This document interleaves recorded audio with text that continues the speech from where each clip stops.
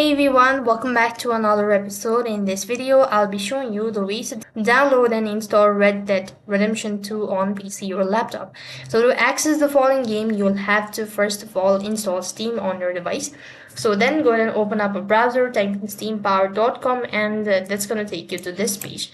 Here go ahead and tap the install button from the top right hand side corner and wait for the application to be completely installed.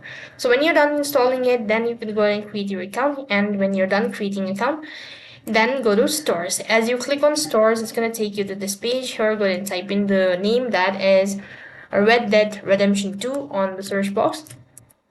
When you locate the following game that you're looking for, go ahead and press on it, and here you need to go ahead and click on add to cart. Now basically it's going to take you to the cart section page, so go through view my cart and click on continue to payment, enter in your payment details or method, and you'll have successfully bought the game. After you've bought the game, then go ahead and install it and create your account and explore the game. So in this way you can download and play a Red Dead Redemption 2 on PC or laptop. That is all for this video. I hope the video was helpful. Make sure to like, share and subscribe to our channel. Thank you for watching. See you in the next video.